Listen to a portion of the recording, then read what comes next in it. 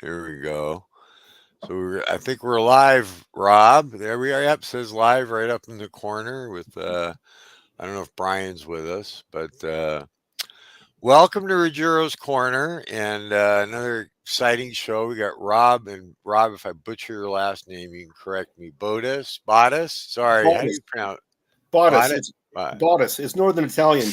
You're Oh, Southern okay. Italian. You're Southern Italian. I'm Northern Italian. That's right. And God forbid if you ever told my grandfather from Sicily that he was Italian. Let me tell Yeah. you something. My other No, grandfather it's was all from good. Sicily. So, I don't speak any Italian though. My grandparents spoke it when they were arguing. no, I did that. I did that too. So, it looks like right now we got three people with us. So, whoever the three people are, I don't believe that includes me and Rob.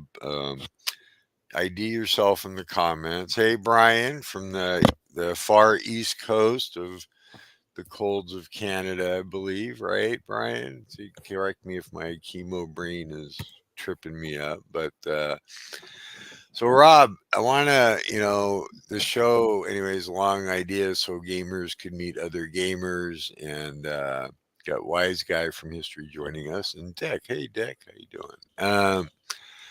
So I got to ask a classic question. I don't always start the show with this, but why All don't right. you tell us a little bit, maybe how did you start wargaming? How I started wargaming? Well, it was 1977. I was 9 years old in grade four, and this new kid, Greg Schultz, who was eight, he'd skipped grade three and was put in our grade four class. And I've always been drawn to underdogs. And Greg didn't really fit in with anybody, and I didn't fit in, so he and I became friends.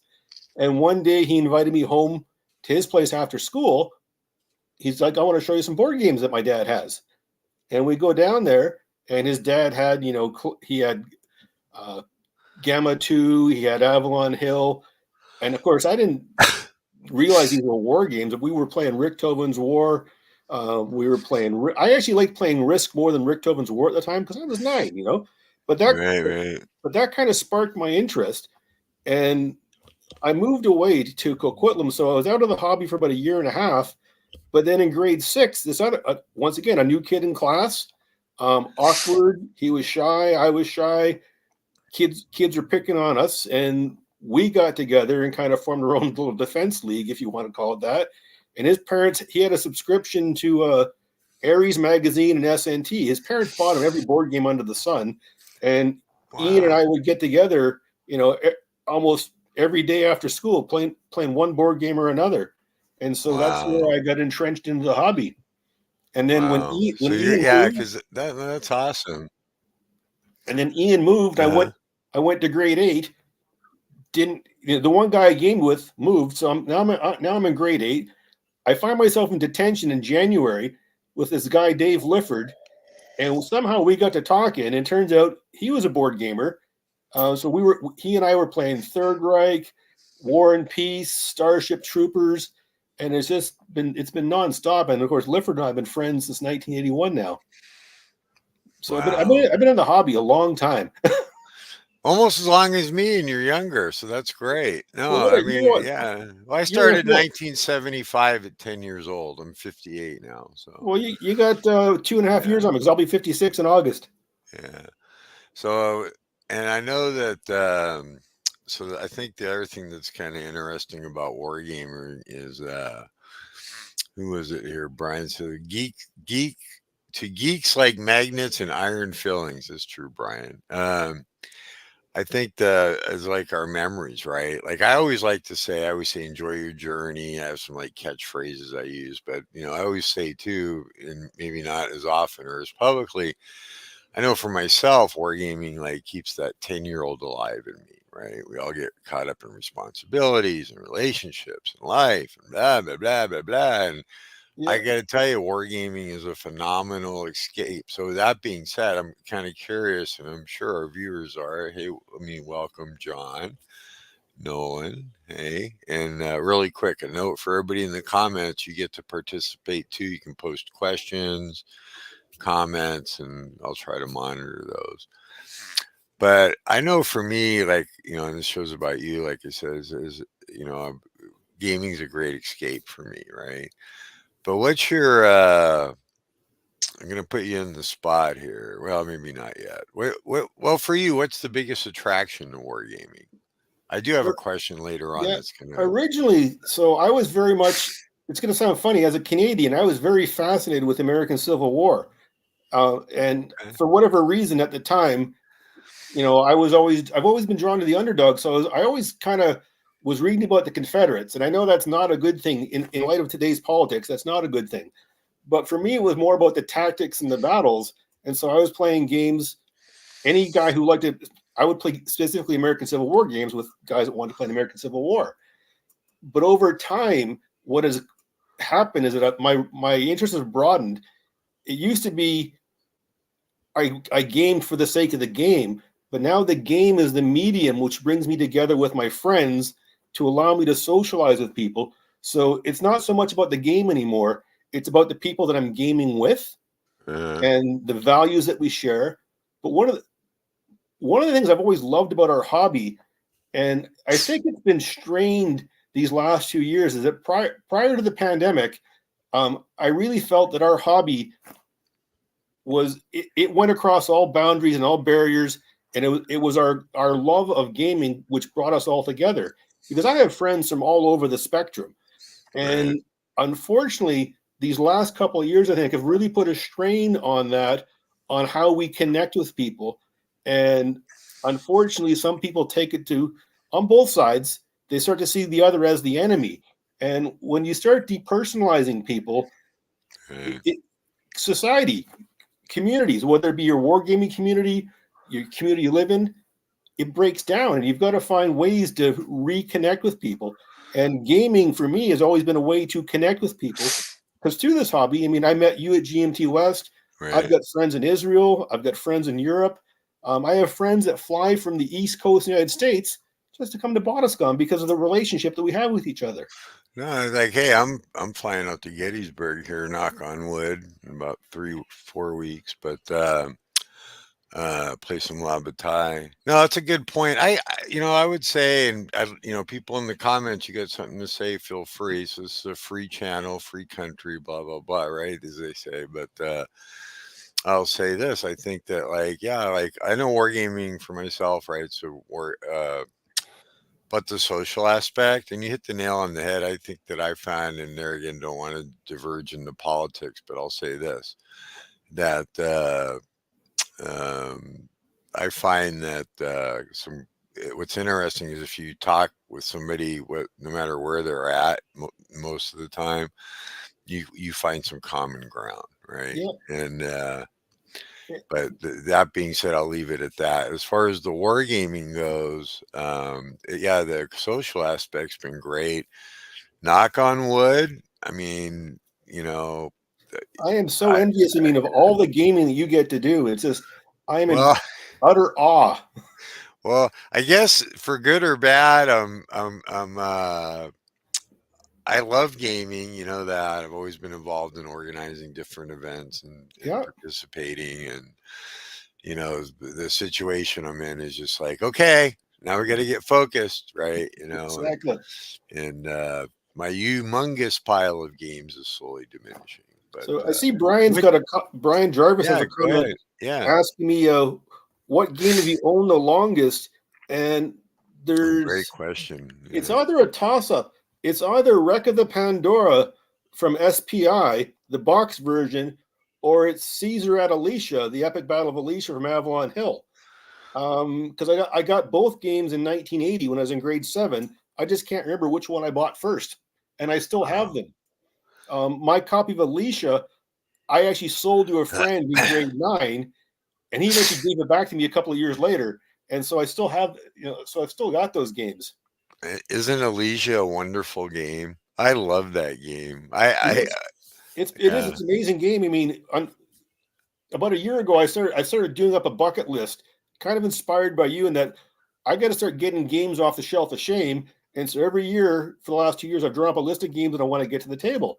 Well, right. Caesar at Alicia, I played the full game after owning the game since I was 12 years old. It only took me, 43 years to get it to the Pull it table back out. and Yeah. play the damn thing. No, so no, that's great. So I actually really quick, I have a copy that I bought from. I'm drawing a total blank now, but it's like an upgraded copy. I'm planning on eventually doing a video on it for my channel, but people can answer, and wise guy, see your question. So I'll mention the Gettysburg event here in just a second, but. People want to chime in with. I think that's a great question. Where have you owned the longest? I got to tell you, my game that's still in my possession that I've owned the longest is that's easy for me. It's squished down to about maybe this big now, but is and I have it somewhere. I know I have it still. Is my original squad leader. Wasn't my first game, but that's the longest in my possession. I actually have a purple box signed by John Hill that's in fair Oh condition. wow! Nobody can Um, ever have it. So that I well, wish I'd got my copy of Combat Commander autographed by Chad, but I never was able to get that done. But for me, co-writing an article with Kai Jensen was a highlight. Being published in C3I was kind of cool. But yeah, I see that Dick Boys is on here. Dick is actually one of the regulars at Game On, and he comes to BottisCon. And so, Dick, I'm looking forward to seeing you next Wednesday with a Greater Victory South Mountain. And then Brian was asking, how did BottisCon start? Um, man, we got a question I want to, but go ahead. No, I want go ahead. I just don't want. I'm not going to forget Wise Guy's yeah. question, but go ahead. Um, involved as I was a scout leader for over 16 years, so I'd already been adept at planning camps and bringing different groups of people together. But here on the West Coast, the only real convention we had was Dragonflight, and it was down in Washington State, and it was like an omni. It had RPG, it had miniatures, science fiction, LARPing, and there was a small core of wargamers. Right. And then we had the Trumpeters, which is all miniatures. And I'm like, we don't have a wargaming convention. So for about 2 years, I started bugging my friends, let's get a convention going. And none of them wanted to do anything. And I'm like, come on, guys, And then Yeah. how like you'll have that you're hosting a party, but no one will commit to coming to it. And then there's that one kid that everybody likes. And if that kid says he's going to your party, next thing you know, they all want to be at your party. Well, Art Brochet was that kid. We were at Dragonflight in August, and I'm telling Art about what I'm trying. And Art's like, well, if you host a convention, Rob, I'm going. And within two and a Right. half months, October 2007, we had our first convention with 32 of us. And here we are 18 years later, and I get 100 plus attendees, usually 125 at our highest. I think we had 140 at one point. I get people from all over North America coming in, and it's just a great time to game with Uh, people. don't It's a lot count of me fun. out. Don't count me out. If I'm able, I might try to make it here because it's No, in November, right? So yeah, we'll see. 7th, 8th, 9th, and 10th of November, and then the 11th is the Monday, which is for us Remembrance Day, for you guys Veterans Day, but I do no gaming on that day because that's my day to go pay my respects to our veterans. Right. No, I want to. Yeah. So let's see here. So wise guy. Yeah. So there's a guy that does kind of something similar to what I do. Which is basically in Gettysburg. He rented, there's a days in there. He rents a place and he says, hey, we're going to play La Bataille for a week. Do you want to come? And so people come. That's actually how easy it is if you want to put together a small event. I've been doing it for about 15 years now. So, I don't know, 16 years. Rob, you take it to a whole new level. I did want to say what's funny is, and if you want information, wise guy, there's a La Bataille Facebook page. He has stuff there. You can Oh, private message me or something and I can get you the info. yeah, I wanted to say, what's interesting what you share and how you form Bosses Con. Look, in every war game group, and I think anybody that's on can probably relate to this, there's always going to be somebody to drive the, the the whatever's happening, right? I call it with all due respect, herding cats, right? Like I'm an organizer professionally, like that, like union yep. organizer, and Solidarity, before brother. that, yeah, that's right. And I got to tell you, though, it's really true. Like I have a group of really good buddies and friends that I've developed over the years within, say, a 2 hour drive for me in California. That's nothing, like 2 hours, whatever, Yeah. you know. But the reality is, and granted, there's little groups here and there that, but if we do an event or something like, I'm the driver. My friend Dave Lampneer's kind of taken over our monthly meetup here in Lodi. He's doing a good Dave's job good with people. I that. used to game with Yeah. him at GMT West. Yeah, no, he's really good. He lives about 15 minutes from me. And now that we retired, I'm going to get to play a lot more Combat Commander, I think. Good. So let's see, Dick. I see Dick. It's possible that Downtown showed up. I got a copy of Downtown from Dick, who's coming to your Boss's Con. I have about 3 packages that I haven't opened yet, so I don't know. My wife's like, "You got another box," and Speaking I'm of Dick selling Boys, a lot more than what I'm buying, but I'm still speaking of buying. Dick Boys, that man prices stuff to move. I was at Boy, Game On yeah, 2014 or 15, and I'm on one side of the flea market, and I saw Dawn of the Dead from SPI on the other side, and I literally flew across the room, grabbed, and Dick's like, "Yeah, I want $30 for it." And then someone turned around and wanted to give me 120 American for it. I'm like, no, yeah. Dick gave me a great deal. That game is coming home. I haven't punched it yet, but it's gonna get to the table I because it's on my bucket list. I have. So you said Dawn of the Dead. I'm a huge zombie fan, Godzilla fan, blah blah blah. But I got to tell you, I've got a copy of Dawn of the Dead that I got on eBay. I didn't get a deal like that. I probably paid like about $150. But let me tell you why I think I got a deal. Now, it's shrink wrapped, but Mm-hmm. B, it has the signature from, and I get some Butterfield. horrible names. No, the main actor in the original Dawn of the Oh, Dead. Now you say, okay. Mark, how did it get shrink wrapped and have a signature? Well, going off of what the seller told me, and I believe because it passes the shake test, it can hear the die in there and it's Yeah. not punched, right? Like, but I've never opened it. He said he was at, they do an annual convention every year where Night of the Living, no, Dawn of the Dead was filmed in Pennsylvania. Yep.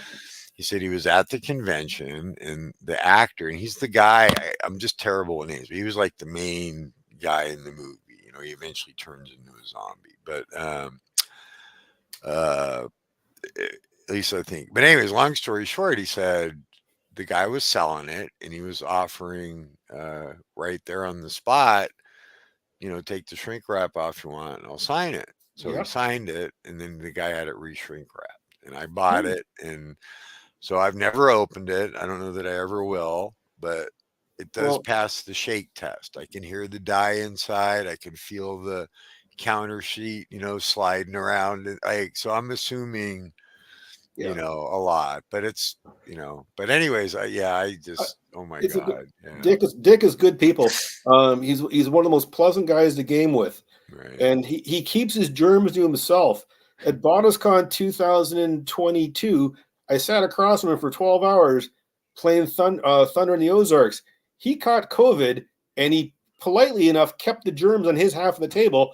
I never got sick. So thank you for keeping that to yourself, Dick. But I felt Yeah. so bad that he got COVID because Oh it's Lord. not a good thing. Well, you know what? COVID, don't want to get sidetracked now, but honestly, if I was at an event, I would want to know if somebody got it because then I got to tell you, there's locally a guy does this. Well, it's actually the World in Flames tournament Mhm. that used to be in Lansing, used to be in Rhode Island. Well, now it's here in California, and they had an outbreak, right? And they were all worried about me because I went to say hello because some of No, the exactly. guys, Because you're in frail health condition. yeah, and luckily I didn't get it, but I got my all my shots, as they say. So Oh yeah, let's I've been see. jabbed. So let's see. It got. Let me look at something here I think really Brian. quick. I don't know if Brian was mentioning for you to fly out for SlackerCon or myself, but should I find myself on the East Coast, I'd love to. I mean, I got lots of family in Halifax. I'd love to check it out. And actually, one of his SlackerCon people, Samuel, will be at Game On next week. Oh, nice, nice. No, I love traveling, and I've threatened Brian with, maybe I'll come to Halifax. Is it realistic?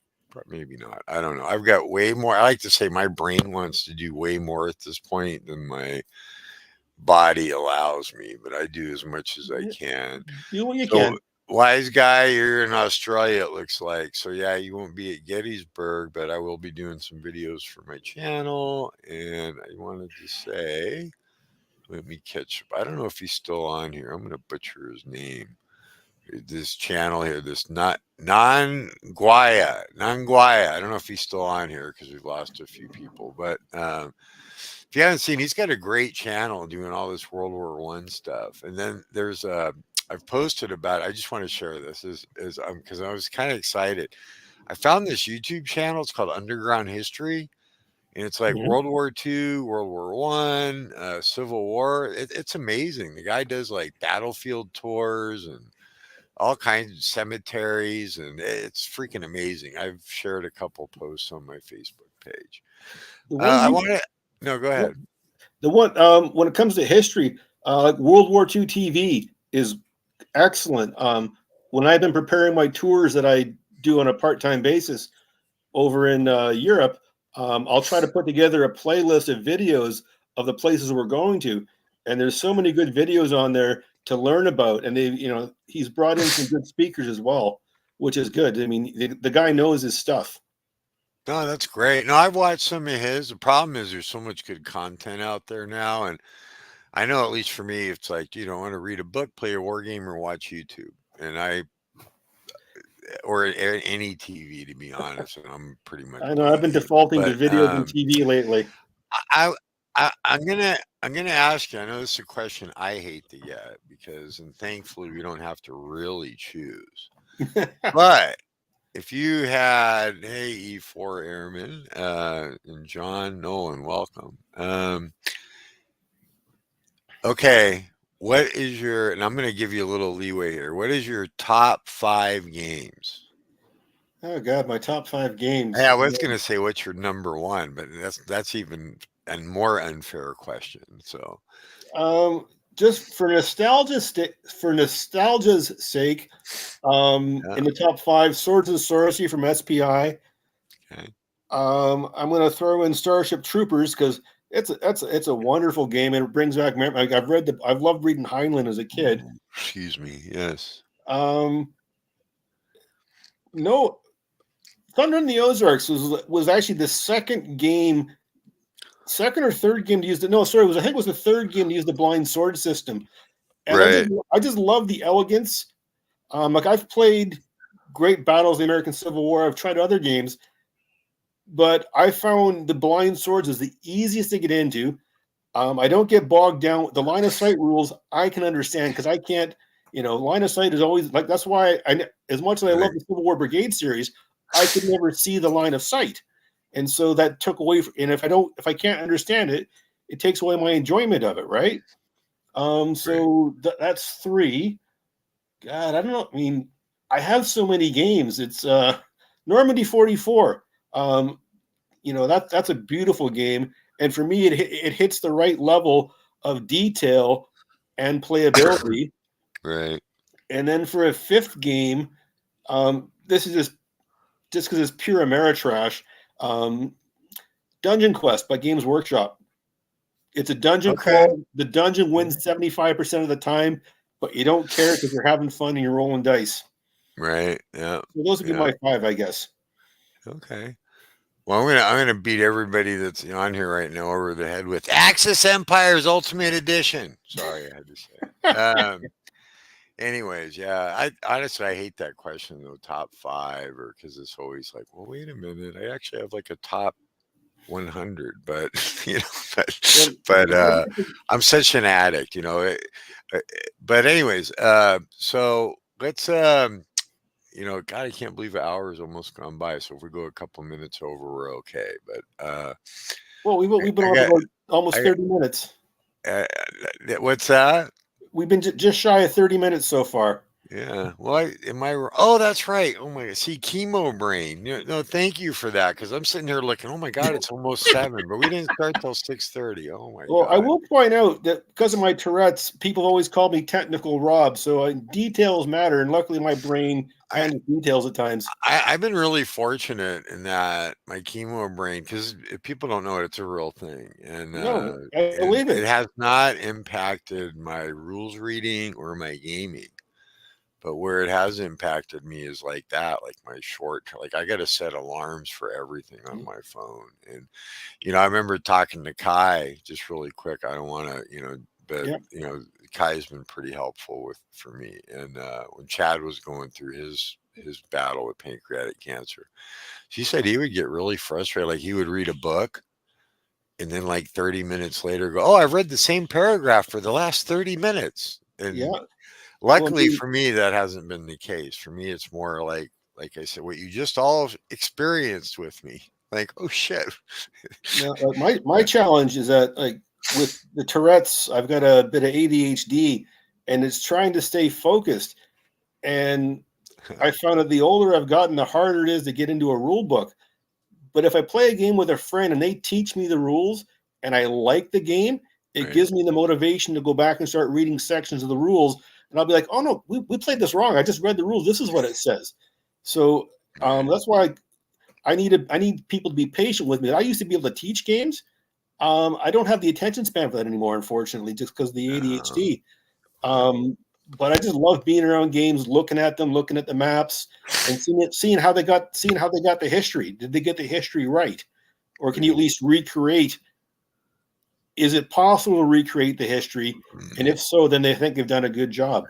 Yeah. But I want the chance to beat history too. Oh yeah, Right. totally, totally. But I think, yeah, no, it's interesting. You bring up like your Tourette's. You're pretty public about that. Like I don't know if you're ever cured. Not cured isn't the right word, but Oh, there's no. This is a lifelong thing. I'm not. No, I know, but I was saying like I'm dyslexic, right? And I was the kid on the special bus for a couple years because luckily they caught it pretty early. I was a really bad stutterer when I was Hmm. little.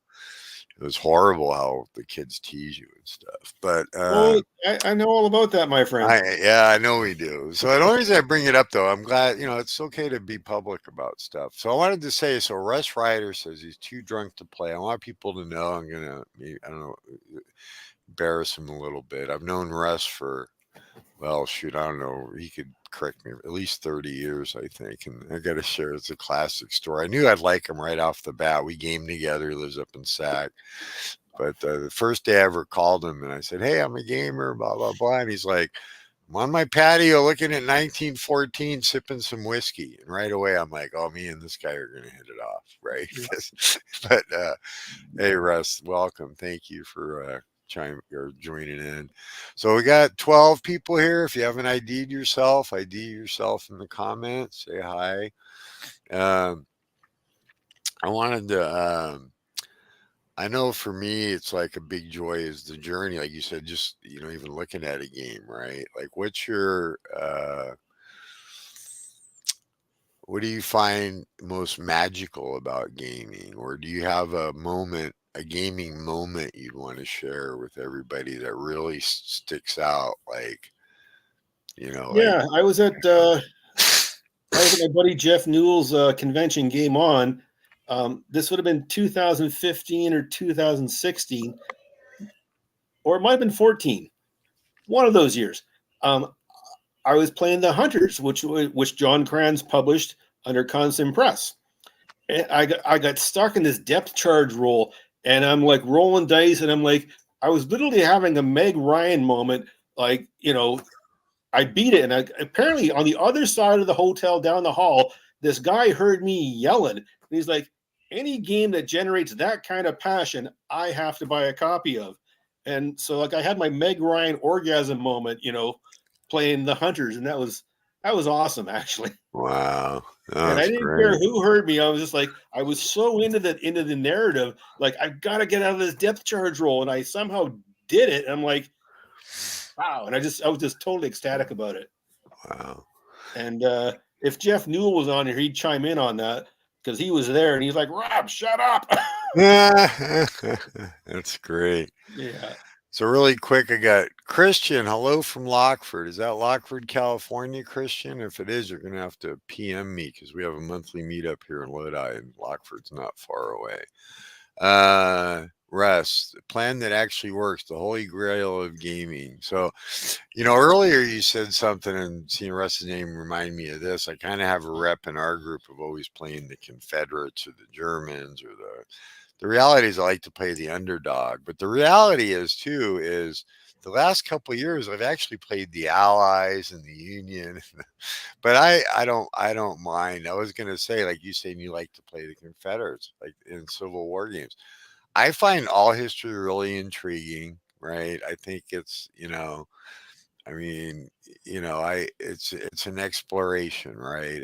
totally. And I've got a book that I haven't read yet. Don't know if it's any good, but I've got some, stuff, and like I got one that's called oh my God. Oh, it's called The Perfect Nazi. And it's a book written by a daughter of a Nazi party official. And I haven't read it yet, but I bought it because it said, ooh, this could be interesting. Reality is just like, thank God we won the war and da da da da da and da da da da da. Like, am I a Nazi? No, but I like to read up about on the stuff. Yeah, I mean, I I think think to fully it's understand interesting. history, you've got to look at both sides because Right. both sides had a part in shaping that. It's Right. like, well, as you know, I'm very passionate about the Canadians and what we did in World War II. And Yeah. for years, you know, all the books that were telling about D-Day and Normandy were either British or American, and they're always, it was always like the Canadians are always cast as, well, they were just kind of sitting there not doing much. And did you? I know you've read a few. Well, you've picked up a few books I recommend, like "Stopping the Panzers" by Mark Milner, a great Canadian historian. When I actually Uh, read that yeah. book, and it No, made so much sense. I And credit you with no, sorry, go ahead. I'm bad at cutting people off. Go no, ahead. no, it's all good. But I mean, when like Mark actually did all the evidence was there, but no one bothered. It took Mark wanting to find out what his father did. He's like, why is all this artillery attached to this one single Canadian division? They've got twice the amount of artillery, and he got down in the weeds and realized that it was our job. They knew where the Germans were going to attack with their tanks, and Third Canadian Division, Second Armor Brigade were right there to meet them, greet them, and kick their ass. And we did that. And I've shared that book with so many people because I think more people need to know what Canada did because, we played a pivotal role, not only in Normandy, but World War One and World War Two. Well, I mean, I want you to know you are single-handedly responsibility for all my interest in Canadian military, whether it's Normandy or World War One. Have I read a lot? No, I have the books you've recommended, and I've read. I can't remember. I read like one of them so far. I'm so bad at that, but I did while prepping my Moscow Labatai third edition for the Gettysburg event. Um, I listened to a book, and that's what I was looking at here on Tarawa. And it was really interesting book. I was listening to it on Audible while I'm clipping counters, and it's called Utmost Savagery, right? And what's really interesting is personal account, got the campaign stuff, all that. But it's the first time I've actually read an account. And I'm not saying there's not others out there, but for myself, where the guy actually credits the author, and I can't see it on my phone, but it's called Utmost Savagery, and he credits the Japanese with like, long story short, at Tarawa, what he says is if the Japanese would have counterattacked on the first night, they probably would have wiped the Marine Corps bridgehead out. And the reason they didn't is because their commander was killed by a naval bombardment shot. And long story short, but it talks about with stuff that veterans said and things that when the Japanese did counterattack, it was a little too late. It wasn't the later war where drunk banzai charge, but it was a well executed tactical attack. And it was just yeah, really interesting to me as a history buff, whatever, to read about something like that, which he got parts of, and it had, there were what, 17 Japanese soldiers that survived Tarawa, and one of them was like a lieutenant or something. I don't know, but anyways, really interesting book. So I just thought it was, something to read. It gives a viewpoint from from the And other actually, side too. Brian Smith made a comment. Brian, yeah, issue Yeah, 37 will have the variant counters that go with my article I wrote in C3I number 35 for how we stop the Panzers, and hopefully the variant I've created represents that. But by all means, if it needs to be tweaked and you get it, please let me know. And that's the other thing I love about our hobby. So I've played the board games. I met Mark Simonich in 2000 at Game or GMT West 2009 or 2010, and he told me about the tours that he runs. So I went on his band of gamers bulge tour in 2010 right. to be able to walk the ground of the game that you're playing, of the book that you've read. It brings it full circle. And Yeah, the first time I was in Normandy, I'm at Juno Beach, and there's a memorial to the North Shore New Brunswick Regiment that has the names of the men that were killed on June 6th. right. And at that time, I didn't realize my aunt's uncle, so my great uncle by marriage, his name was on that plaque, and I didn't know he'd been killed on D-Day. So in 2007, 16, when I'm at my uncle's funeral, I learned about Albert. And so I already, even though I hadn't done my 2017 tour, I'm already thinking, well, 2019, I'm going to take a tour to Normandy. And I was able to, I was able to have a better understanding of, where they landed, see the ground. And I was the first member of my family in 75 years. Albert's been lying in a grave for 75 years in France, and no one Right. had gone to visit him. And so I, I was able to pay the respects of the family to Albert's grave. I, And I've I remember your pictures and stuff you posted on Facebook about that. I thought that was so great. It's kind of like in 1998, which was the last time I was in Gettysburg. I walked the Union line, right? We didn't drive it. It was a trip me, my brother, and a buddy went on, and part of it we spent at Gettysburg. And I remember, spent the whole day, walked the whole unit from Cemetery Hill all the way down to the round tops. But I can remember standing at the angle. So I know what you mean. Like I was standing at the angle, you're looking out across this field where pickets, men charged across. And you're just like, I just got lost in I must have stood there like 30 minutes just thinking like, uh, like brave, crazy. I don't know, but it was very moving just to stand there and think like at this spot, it was like the height of the advance, da da da da da, and there was blood spilled here, and there was, well, it's like like, standing on the beach at Bernier-sur-Mer in Normandy. You know, the seawall is maybe 3 feet of it showing because so much sand has come in. But realizing, like looking at where the Canadians touched down, and you realize that within a space of less than a minute, 3/4 of one of the companies, because they touched down right in front of a German Widerstandsnest, 3/4 of the men are dead or wounded, and yet the Canadians still got to the wall, disabled the right, pillbox, up and over and into town. And we had a member of our Royal Canadian Legion, Elsley Folds, and Elsley would only ever say he was in the field ambulance. When I attended Elsley's funeral in 2015, that's when I learned he landed in the first wave with the Queen's Own. And it would have been guys like Elsley that were dragging wounded Canadians out of the water so they didn't, under shell fire and bullets flying. right. Elsley was pulling guys out of the water so they wouldn't drown or get run over by the tanks that were Yeah, I got, following on. I And it got just, no, right. I got to tell you, like, obviously that's on my bucket list. I don't know if I'm going to make it, but I'm really trying my hardest to figure out if I can get to Normandy somehow this year. But well, you need some tips. Let me that know because I've been to Normandy twice, and I'm always happy to share the knowledge I I have.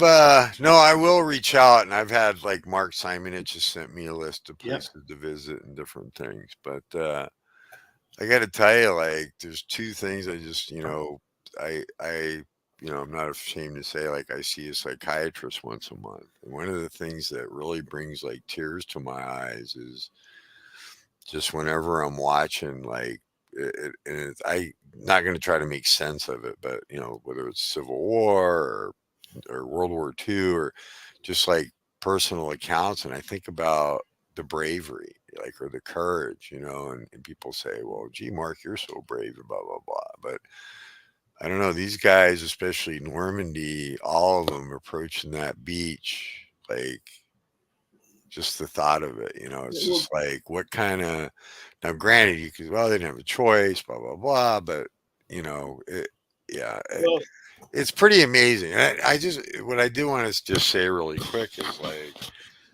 I thought, you know, Normandy itself is like, I don't know. Anyways, go ahead. I don't know where I was going with that. I just think, but it's just, oh, we've all seen the footage on documentaries where there's the three Americans coming up the beach and the one middle guy just drops like a sack of potatoes. Like, and you yep. know what happened, right? Obviously. And I just, like, and we've all seen that scene. It's in, like, I think almost every freaking documentary there is on Normandy. But you just, I don't know. You look at that, and Well, courage comes in uh, many forms, Mark. so yeah, I mean, amazing. there's the courage our veterans showed, and then as Mhm. civilians, there's the courage we show in our day to day life and how we face the struggles that are in front of us. And Yeah. so, don't ever knock. Don't ever think that you're not. I mean, you have been so brave throughout all of this. It's just you've inspired so many people, and I feel grateful that I'm here with you tonight, Mark. No, You well, know, I appreciate you here and the guests that I have. No, thank you. I've learned to say thank you, and yeah, no, thank you so much. No, I really appreciate that. I will say this, like, one thing that's interesting, and I hope I get to do it, is, well, I know, well, knock on wood, but when I go to Expo this year, that's in the plans, I'll be playing Death Ride Normandy. And I'm hoping I get enough players. I think I have 6 players lined up right now, but I'm hoping to get enough players because I want to add Juno Beach. Like, I want to do yeah. Omaha, but and that's Well, one of the reasons I started. I think I reached out to you first you did. a You few did. years ago because I was like, I'm going to be the 3rd Canadian Infantry Division, and I want some Yeah. history books that Well, talk I about it. I Uh, hope he's corrected because when I looked at the maps that you sent me, I still think some of his setup is wrong, yeah, and hopefully he's gone back and looked at the scholarship because I found like a lot of Americans they don't look at Canadian sources. They just because they don't see us as having made a valued I contribution. I got to tell you, I couldn't tell you. I don't know. I mean, I know Chris that runs Grognardi's, has had some health issues. So, but I will say this, like, and yes. So, but I don't know the answer to that. But I will say Mhm. this, like, you know, uh, like last year we play tested Utah, and it was just an experience. We just did the airdrop part, and I will say this: Death Ride game wise is either, and I'm of course a lover, is either people hate it or love it. I've never been anybody who said, "Oh, this was okay." I might It looks too no, complicated for me. it's actually not. I But love I love the I, detail of the maps, but yeah, that's way too in depth for me. I need something that yeah. Well, I'm a I don't big mind playing a fan game of that might that. take 2 or 3 Fridays to get through, but that looked way too intense for me, unfortunately. It's well, I love my maps and I love my monster games. I would say this, rules wise, it's actually not that bad. Everybody that Okay. I've taught the system to has liked it, which has been, I don't know, I've taught it to maybe 6 or 7 people, but Alright. then again, I played GMT World at War on well, I haven't played recently, but I played it a lot. And people, so that brings up a good question. What do you have a favorite like type of game, like tactical, operational? I think from your top 5 I might have an idea, but It used to be years ago, I mean, I would like Third Reich, strategic, but right. then for the longest time, I was just playing games on battles. Um, I played squad leader, advanced squad leader. I'd find is too complicated, so I don't mind tactical. Like I played combat commander. Um, I wouldn't. That's probably it. That's for tactical. It's probably combat commander. But I at the regimental level, which I think is the sweet spot for some games. Right. But then again, like I used to be a huge proponent of the Civil War Brigade series because you could do large battles at a manageable scale. And I think the gamers with both Dave Powell and Dean Essig, they did it right. Although a lot of people complained about writing orders, and of course, unless you're playing with someone who writes similar orders, it has the potential to go off the rails. And I've had games go off the rails. Right. But Thomas Prowl, who, as you know, did Axis Empires. I played in one of Thomas's games on Baron Victory Chickamauga, and he was the perfect guy to play against. And our late friend Stephen Graham was in that game. Grand Strategic, not so much anymore, but I do like some operational stuff. Like I've got the great campaigns in the American Civil War. But to be quite honest, I actually like Lee versus Grant, which Belkowski did under Victory Games. Right. It's and while they say the two games are different, they're the same in terms of their operational scale. You're rolling a die for movement. The That's kind of level of like the deep. grandfather of it, I think, right? Yeah, I That's the think way so. I've always looked at that game. I think that's like the father, grandfather of the great campaigns. You can see behind me, maybe there's my great battle. They're back there. So, By the way, that's my Civil War shelf right there. Um, Eastern Theater, Western Theater, and Trans I Mississippi in I on the love bottom. I love the organization. I've done tours of my game room before. Like this is like just my side room. Me and my wife uses it for painting. Yeah. But by the way, she loves painting Space Marines of all I things. know. I saw your She posts does. on that. She doesn't play, but she loves painting those damn things. By the way, how's LV doing? By the way, So Elvie, honestly, she's doing really well. She's still stage 4, but she's on a treatment now that as long as it's working, she could do it for like 30 more years. So okay, good. Well, I'm glad to hear knock that. on knock on wood. I mean, none of us like, but yeah, she gets immune therapy response and a chemo treatment once every 3 weeks. So yeah, she's doing Good. Well, yeah, she's doing well. So thanks. I appreciate you asking. Thank you. I should have asked sooner. So I'll be No, Canadian here. I'm sorry. yeah, it's okay. It's all good. Don't worry about it. I love Canada, honestly, for a lot of reasons I won't get into right now. But I got to tell you, people are talking about the longest day. I love the longest day. Battle for Normandy. I love monsters. Well, that's obviously like on my channel. My next deep dive, by the way, will be Durwelt Creek. So, but um, I was gonna, what shit was I gonna say? I was gonna say that, one thing that's interesting about gaming is that I know that I'm getting older now is that you're on Facebook and every once in a while I get these guys and they're like, what's Avalon Hill? Right? Like, Exactly. but I was going to say this too, sorry, and follow up like to what I asked you is, see, in my group, as long as it's a war game, I'll play it. I'm like that old cereal ad. Give it to Mikey, he'll eat anything, right? Yep. Because I have friends that will only play tactical, or they won't play naval games, or they won't, I'll play anything as long as it's a war game. And I got to tell you, I appreciate your organization because I know behind me it looks organized. I'll have to show my main just sometime. Well, Like I I'm have, not showing you the rest of my condo right now because I got a whole pile. Like I'm selling games. So I got piles of stuff that's sold, piles of things I'm trying to sell, and piles of things I got to read. So I'm not. I'll show you the bookshelf, and that's it. so my friend Russ talking about Blind Umpired Civil War Brigade was about the best game experience I ever had. And that's really true. I'll tell you, if you can ever find somebody to run that, we had a friend, Larry Tagg, and he's actually written a couple books. You can look it up, but Yeah. on like leaders of the Civil War. But he ran a blind, and this back in the day when he would call say, okay, Mm-hmm. and leave a thing on the answering machine, right? Like, So hey, this is what happened, blah, blah, blah. my And, buddy Jim.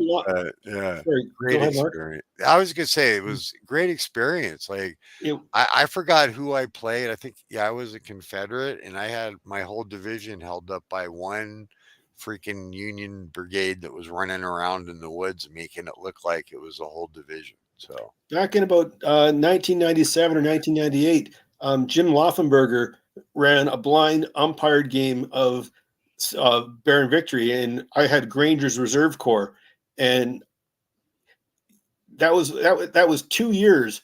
And the game, I think the Confederates That was finally good. won, but because we were using the picket rules that were optional, and of course, yeah, it was just amazing because you didn't, you get messages, but you're trying to figure out what's going on. It was a really good experience. And like the guy says, like Kriegspiel, and the playing a blind umpired Civil War Brigade game can be like Kriegspiel to a certain extent. Yeah, that's funny. So, hi Scott. So Scott Bell's old high school buddy of mine. He lives up in Portland now, but hopefully I Portland, don't. he should come to Yeah, Boston. Is it Portland, he Oregon, or should. Portland, Maine? I know. Tell me about it. Hopefully I'll see him at Game More. Up. I'm planning on going to that in June. But yeah, Kriegspiel. Yeah, probably that's probably true. I do I still have Kriegspiel? No. Would I play it? Sure. I don't care. Yeah. I'd play it. But But so you've actually been to William Schonfield's game more. William's good people. And this yeah, will bring me to one thing is that so we had Dragonflight, that's still running, but not many wargamers go there. I started BonusCon in 2007. When Conquest Northwest, which is an omnibus convention, folded, Jeff Newell stepped up, and he's been running Game On, which is wargaming, since 2012. yeah, And then we had another guy start a convention in Bellingham, Cascade Con. We've got Puget Con. William, who'd been both the Game On and the Bonus Con, looked at what Jeff and I each do, and he took the best of both of us, and he now has Game More going on. But yeah. and I don't mean to sound like I don't want to come across as conceited, but sometimes I wonder, like if I hadn't started Bonus Con, well, there's these other conventions that have actually copied me, and if I've shone a light to inspire people, great. But sometimes I wonder, Excuse is me. it really me, or would these conventions have happened anyways? Something I think about Well, sometimes. I don't, I'll say this, just accept it. If they copy, that's a great compliment. And, And I'm no, always happy to share. I, I, I have my own theories about gaming. Like I said, so like somebody's got to lead the way, right? And, But I mean, honestly, it's like, there's a lot of people say, oh, I wish this would happen. Well, you know what? Go contact the local hotel. And you could do it a small thing like I do and say, oh, how much to rent that conference room? and Okay. figure out how many people have Here. to attend to cover your costs. Yeah, and then boom, it's done, Yeah, right? Or you can go Rob's route and have a full-on convention with, which I trust me, I know it's involved in that, not because I've ran one, but I've been involved. Like I do the war games at Pacificon. I've and been the one doing time I that was for a there, you while. did a great. I was so glad I got there because, of course, that was the weekend my buddy. I get to Pacificon and I find out my best friend back home dropped dead of a heart I attack, remember and it was that. guys Yeah, like you and other guys that kept me grounded because all I wanted to do was cry because my best yeah, friend is dead, and you yeah, guys, you guys were there for me. And that's the other thing about our hobby, the solidarity of how we support each other right. is it's truly awe inspiring. Now I'm not. I like to say I think living. Well, you're right, and you're welcome. But I'm living proof of that, right? But I remember that. And what's funny is, but like Pacificon, I've run the war games there for I've lost track 25 plus years now, and it's a great little regional con. Like you said, you got to go. We got Carl Creeder and Tim Porter now do their boot camp there, and Yep. we have some good prize support, and I'm pretty proud of what the Wargaming's become. Which they by the way, they renamed it Ruggiero Con, that little section, not the whole convention, but that section. So I was honored Well by that. deserved. Well deserved. That's the other thing that, of course, when I See, think about there's this hobby, yeah, a lot of my friends were like, we're not getting any younger, and like Dick Boys he's not facing any health issues, but he's selling off his collection because he realizes that he's got more games than he has time left to get through, and we've already had 3 estate sales at BonusCon, and I'm like, right. what the hell is going to happen to my games if I should kick the bucket? So Well, I literally like for myself, right? I've been selling a lot. I still buy stuff. According to my wife, I still buy too much, but I like to say I'm going to keep hope alive. So what yeah, will happen? I don't know. I've done that myself. Help. yeah, I've actually helped get rid of 3 or 4 collections over the years, and somebody I have people lined up to help with mine once I'm gone. But um, My yeah, friends, most of my it's friends are older than me. right, but it's regardless, it's sad. Like I can tell you this, I have, and I'm sure we all do, is like we all like you, I'm sure you do with your friend that passed away, is like I have games from that I played with friends that passed away that I'll never sell. Will I ever play them again? No, but I won't sell them because I have a memory directly Yep, attached to it, and it's exactly. literally like painful to sell. So I have a real hard time, and I'm just, oh my god. Anyways, I'm such an addict, anyways. But people think I have a lot of games, and I tell you, at one point I probably had about 1,600. I'm down to like That's a lot of 70. games. Oh, but I know a couple people. I have a really good friend of mine. I won't say his name, but he's in his 70s now. He doesn't know what he's going to do, but he has about 7,000 games. Holy So, heck. you I know, got and about 510 right now. And yeah, that's mostly because if I buy a game that I like and it's part of a series, one of the joys of Tourette syndrome, at least with me, is OCD. And that for me, that manifests itself that I've got to have the entire set. So, right, Chris, I've yeah. got all the Musket and Pike. I've only ever played Sweden Fights On, but I have to have the whole series because I might get to play it. I Oh, sold yeah. out the entire Musket Same. and Pike, and then I rebought the goddamn stuff again. Oh, come on now. Nobody's ever done that, Rob. Like me, I've never sold the game 3 or 4 times and bought it back. Like Well, that I just never happens. I just Never, started buying ever. But yeah. to help pay for my election campaign in 2022 when I ran for city council. I sold off all my Wings of Glory miniatures at a bargain price, and I sold off all my Jour de Gloire Napoleonics. Well, I just started buying back into the Jour de Gloire, going, why the hell did I sell this? Because it's going to be expensive to get back into it. I actually, well, because of you and then Mike Kelly, and I still haven't played one of them. I've bought because I go down to the GMT weekend and they have a lot of them in the warehouse. Yeah, So over time, I've literally like I got a whole ton of those, and I have I played one? No, not one, but I I got them. played one of them. We partly played one of them, and then of course my buddy had to something else came up, so we didn't get to finish it. Right. I know the Well, clock so is ticking down.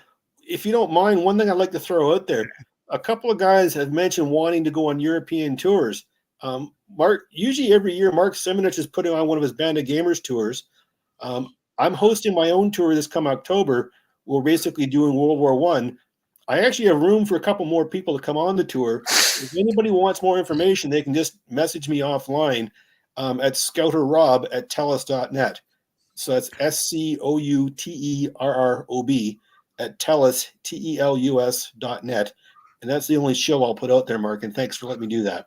no, no, no. Honestly, that's perfect timing because I was getting ready to say, anything you want to add. And I will say this: this will be available for people to watch on my channel. If they go under live, it will say previously recorded. So if you want to add that information in the comments on YouTube, you can also do that. And then if you get it to me, I can figure out. I'm such a noob at this. You wouldn't think I, because I've had the channel for like 3 years. But if you want to send me an email, I believe I can go online later and edit the video, and I can add it in the description. So Sure. if you want, And I'm more than happy to share that because I was going to say, we got a couple minutes. I just, any, final thoughts? Anybody got any final questions? Did you win the election? Well, Rob could answer that. I know the answer because I follow Rob. I I've run supported him. for elected office 3 times. School trustee, I was happy with the 550 votes I got. Never ran for school trustee again. Run for city council twice. I'm hoping the third time will be the charm in October 2026 when I run again. Because if you believe in community, if you believe in people and building communities as us wargamers do, it was just the next step for me to get involved in my community was to run for elected office and be there to help people and advocate for people. Yeah. No, that's right. And honestly, at the local level is even more important in some ways than the national Very much level. so. So, you know. And the only thing I'll throw out there is that if you ever get a chance to either come up from California or you guys on the East Coast, Jeff Newell runs a fantastic convention at Game On. Jeff and I, we met at Dragonflight.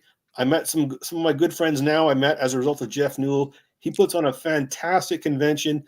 You've been to William Schoenfeld's Game War. William was a great guy. There's some great gamers in Oregon. And He'll be at Game if you On. can't get to those conventions, come to Potuscon. Well, I will tell you, it's on my list. It just really depends where I'm at in November, and No, actually maybe this summer because I'm really trying to figure out a trip. And my head's all over the place. I mean, I want to go to Europe because we love to travel, right? But sadly, don't have unlimited funds, so a lot of this dependent on my game sales. But because we have a GoFundMe, right? But that's yeah. for medical expenses. Because Well, well, don't the get only me reason I've going. got to Europe is that I organize tours, and that if I had to go to Europe on my own dime, I'm not, because I don't make I make less than $40,000 a year, Right. but I put together an itinerary, and that's how I mean it's a working vacation for me, but I'm offering a quality service to the people that come on the tours, Well, and yeah, I'm excited about, and we'll see until I get distracted by the next shiny object, right? But squirrel. yeah, I'm excited about. I'm going to be doing some videos and stuff on, like I said, Der Weltkrieg, which I've played before, and so I'm, kind of catching up on a little bit of my World War I reading, and but I'm going to be doing some videos on that. So we're at an hour. I'm definitely the person that never wants to see things end, which is I'm right really with you there. true. Like I just because this is such a good time. So you want to share any like other like final thoughts or like I said, shoot me an email with the info, and I'm not going to promise you it'll be tonight, but I'll edit and add some stuff to this. I can add links to the descriptions and stuff. All I'd say in conclusion is for those of you that joined us, thanks for being here. Hopefully our paths will cross. We'll get to roll dice with each other at some point. Mark, once again, thank you for thinking of me and inviting me on here. It's been an absolute pleasure sharing the stage with you tonight. And you know, whatever time you have, you make it your own. And that's you fight this on your terms, not how anybody else. I'm going down swinging, and I'll tell you, I will. Whenever I do leave, we all eventually leave, but whenever that happens, whether it's 6 months or 6 years from now, or who knows. Well, But anyways, but I want to thank everybody for the support. I want to thank people for tuning in. Keep your eye out. I have another one scheduled. Chemo Brain once again, but I believe it's a Tuesday. I can't remember, but it's in February. But and I really appreciate everybody that's taking the time out of their life to join me and Rob on Ruggiero's Corner, and got to meet another great war gamer. And the pleasure's all mine, Rob. And yeah, I you're too modest, Mark. enjoy your stuff. Hey, brother, it's enjoy the journey, right? And Yep. keep gaming, and And anyways, you onward and keep forward. a place at the gaming table because we will meet again, if not in this world, the next, as Well, they say. I'll have the cold beer going, and I'll be the guy in the corner setting up the ultimate monster game. So and Bonus. yeah, like shit, we'll have a long time to play, so why not, Yeah. right? All right, Mark. Well, thanks for having me. Enjoy the Thank night, you. and God bless you and your family. Great. Yeah, thank you, Rob, and All right. everybody that chimed in. Thanks, and have a great night. You Thanks. too. Bye. Take care. Bye. Bye. Bye.